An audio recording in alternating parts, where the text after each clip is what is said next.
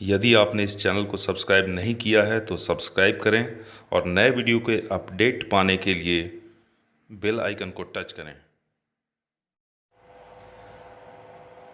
Hello students, आज हम लोग जानेंगे कि YouTube से कैसे पढ़ाई कर सकते हैं। तो चलिए, ये एडू स्टार हिंदी चैनल पर आपका स्वागत है। मैं प्रमोद कुमार आज आपके लिए लेकर के आया हूँ ऑनलाइन एजुकेशन में YouTube का जो इम्पोर्टेंस है और इसका आप अपने लिए अपनी पढ़ाई में किस प्रकार से उपयोग कर सकते हैं, हम लोग आज इसे जानेंगे।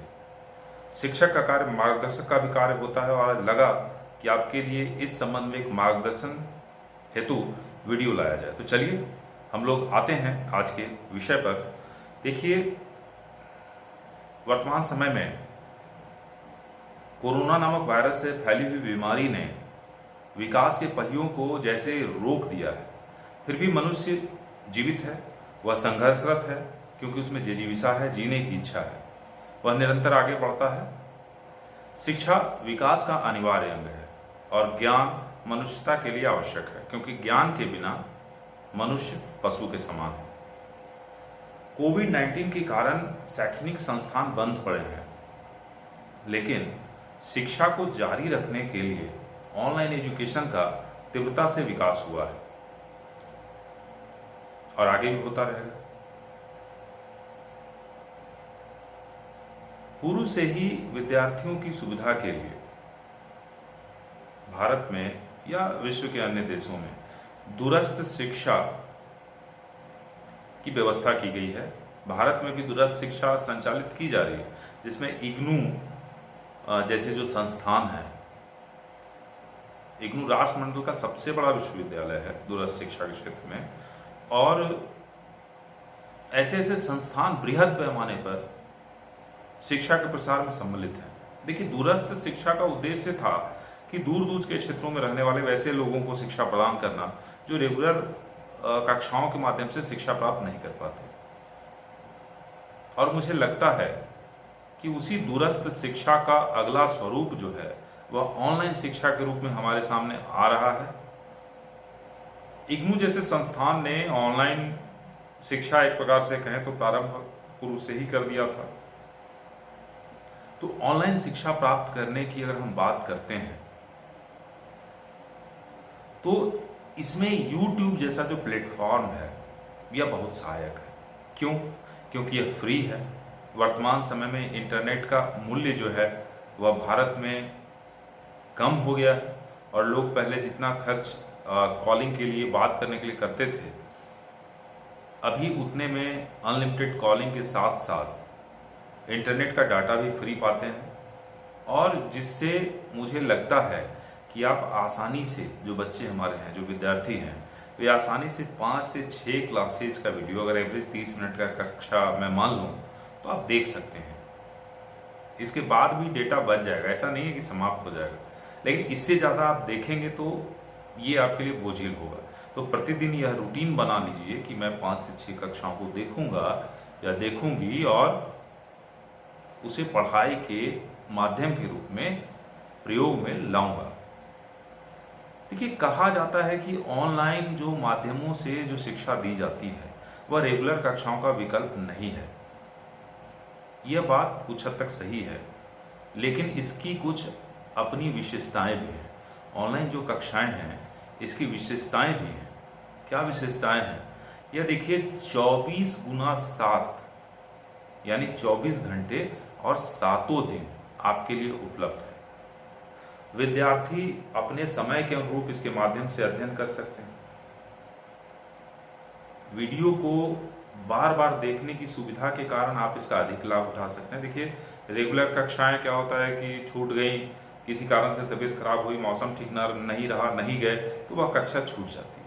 लेकिन यहाँ कोई भी कक्षा छूटने की बात नहीं है, आपके लिए वह कक्षा उपलब्ध है। आप उसे जब चाहें अपनी सहूलियत के हिसाब से देख सकते हैं।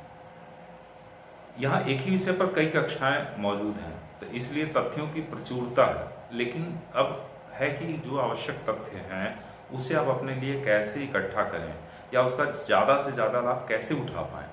ऐसा नहीं कि बहुत सारी चीज़ें हमें मिल जाती हैं तो हम बहुत अच्छा कर जाते हैं। अगर हम एक ही विषय के 10 किताब खरीद लें तो बहुत अच्छा कर जाएंगे, नहीं।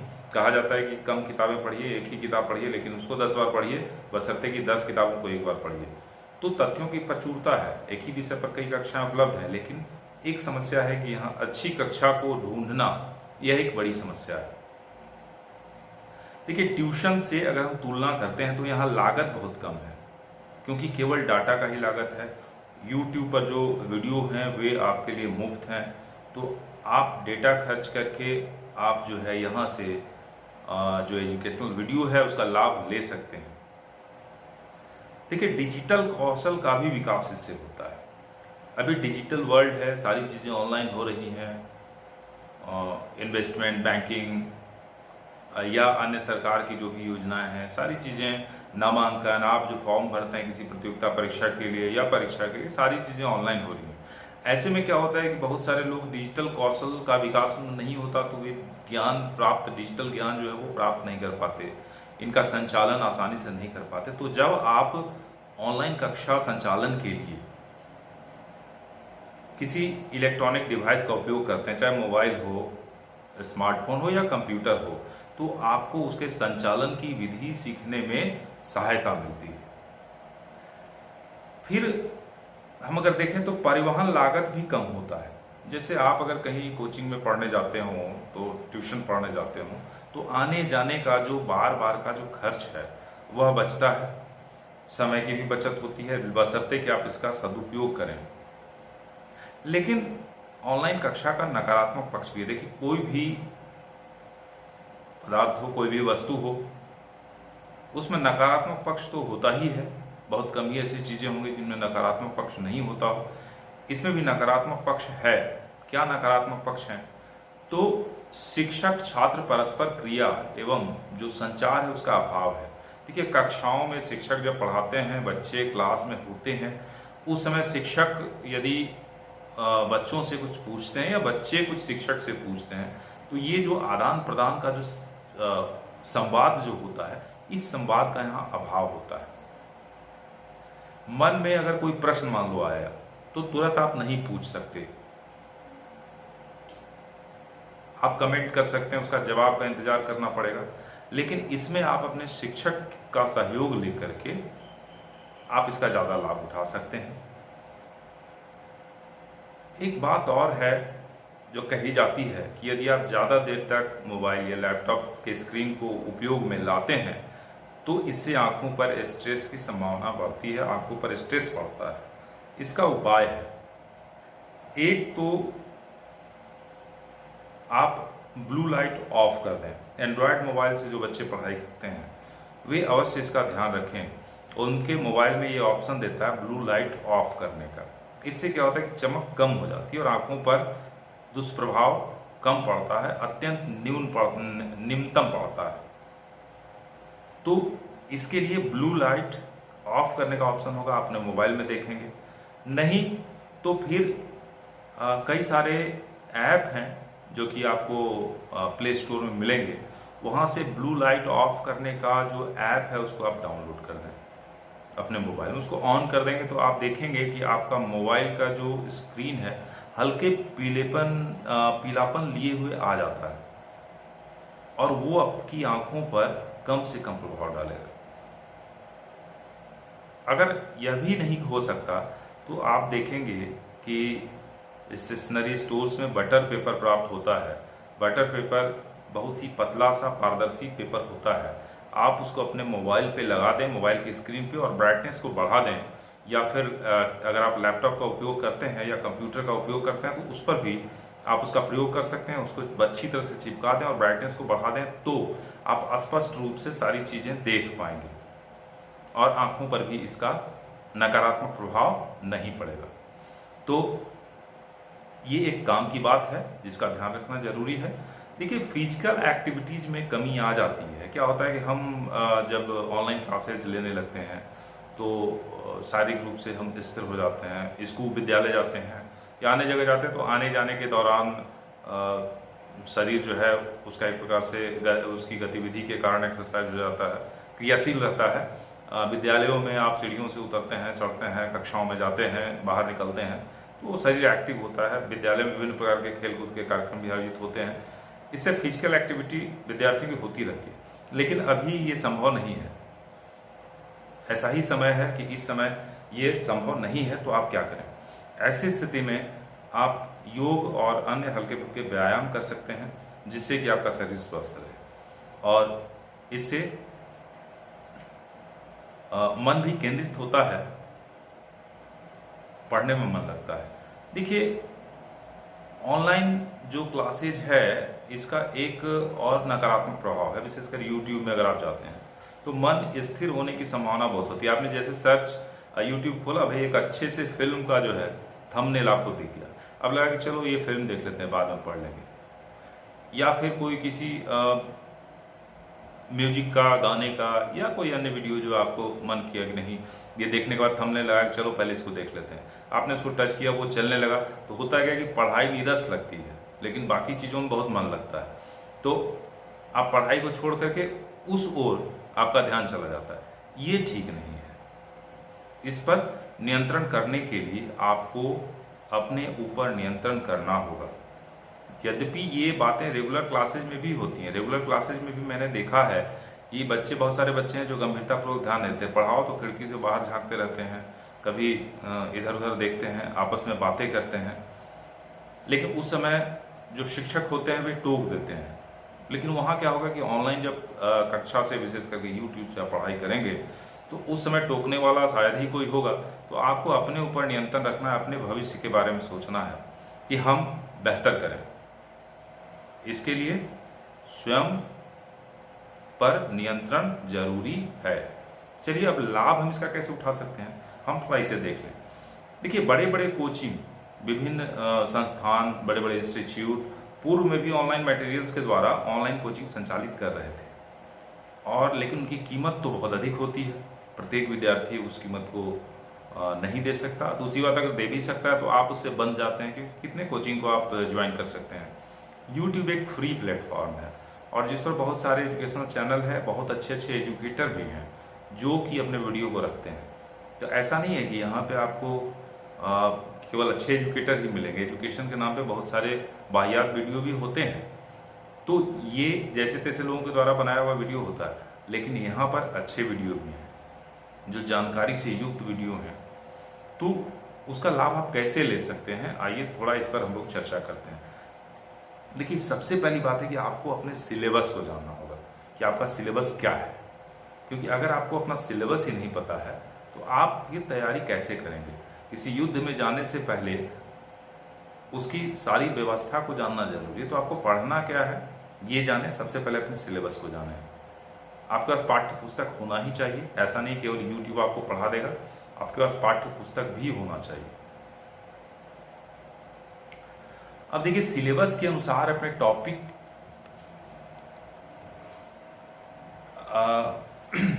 तो सिलेबस के अनुसार अपने टॉपिक पर कुछ सर्च करें। यूट्यूब के सर्च बॉक्स में चले जाइए और वहां पर जाकर के अपने सिलेबस के अनुसार कुछ सर्च कीजिए। जो सर्च रिजल्ट आता है उसमें बेहतर की तलाश करें। प्रारंभ में इसमें समय लगेगा, मेहनत ज़्यादा करनी होगी, लेकिन धीरे धीरे क्या होगा कि आप अच्छे कंटेंट्स वाले चैनल को चुन लेंगे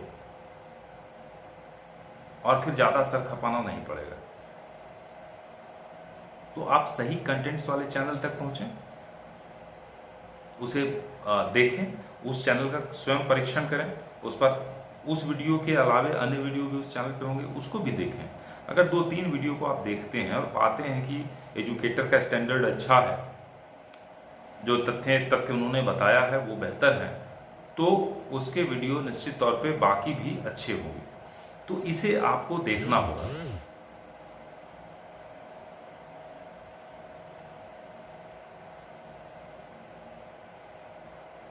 इसके बाद उस चैनल को आप सब्सक्राइब कर लें। जो चैनल सही लगे आपको कि हाँ ये चैनल सही है, आप उसे सब्सक्राइब कर लें, ताकि फिर से उसे ढूंढने के लिए आपको इधर उधर नहीं भागना पड़े। और उस चैनल पर जो दिए गए वीडियो हैं उसको देख करके अपने पाठ्यक्रम के हिसाब से तैयारी करें। देखिए, यदि कोई एजुकेटर कंटिन्यू वीडियो बना रहा है तो भविष्य में भी अगर उसके अभी वीडियो अच्छे हैं तो भविष्य में अच्छे वीडियो आएंगे। तो उस चैनल को आप सब्सक्राइब कर लें, ताकि आपको उसका नोटिफिकेशन मिले, आपको उसकी जानकारी मिले, उसके वीडियो को मिले, वो आपके चैप्टर को धीरे धीरे कंप्लीट करता चला जाएगा। आप उस हिसाब से पढ़ाई करते जा सकते हैं।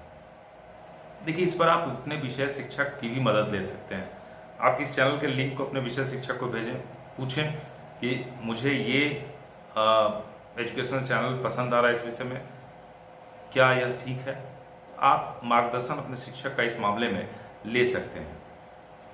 आप अपने मित्रों से भी बात कर सकते हैं, सलाह ले सकते हैं, आपस में डिस्कशन कर सकते हैं कि क्या ये अच्छा एजुकेशनल चैनल है, इसमें जो कंटेंट्स हैं वे सही हैं या नहीं है। सबसे अच्छा होगा कि आप खुद ही इसे परख लें एक बार कि क्या ये सही है।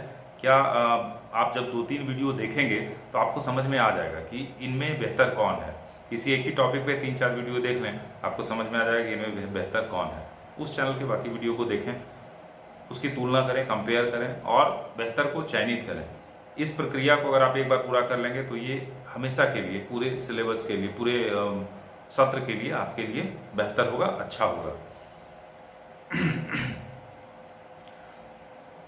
अब देखिए, सबसे इंपॉर्टेंट जो बात है कि वीडियो को देखते समय उसे कक्षा की तरह देखें, ना कि किसी सीरियल या फिल्म की तरह। सीरियल या फिल्म लोग बड़ा आराम से देखते हैं, रिलैक्स होकर के देखते हैं। ये रिलैक्स होकर के देखने वाला वीडियो नहीं होता। एजुकेशनल वीडियो जो होता है वह एक कक्षा की तरह है।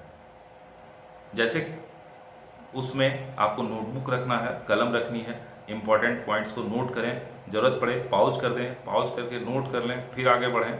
इस प्रकार से सीखने का प्रयास करें। उसमें अगर कुछ प्रश्न दिए जाते हैं उसको हल करने का प्रयास करें। उसे फिर अपने शिक्षक को आप भेज सकते हैं जांच के लिए, उनकी सहायता ले सकते हैं। इस प्रकार से उससे आप लाभ लेने का प्रयास करें। ये हमेशा ध्यान रखें कि वो एक वीडियो नहीं है, वो ई कक्षा है, ऑनलाइन कक्षा है। तो उसको उसी तरह से ट्रीट करें, तभी आप ज़्यादा से ज़्यादा लाभ इस संदर्भ में उठा पाएंगे। देखिए, अगर कोई बात नहीं समझ में आती है तो आप उसको रिवाइंड करके दोबारा देखें। इससे क्या होता है कि आप दोबारा देख कर उसको समझ सकते हैं। 2 बार 3 बार किसी चीज़ को हम देखते हैं तो समझ सकते हैं। और बताए गए तरीके से अपना प्रैक्टिस करें, प्रयास करें, उसको लगातार अभ्यास करें।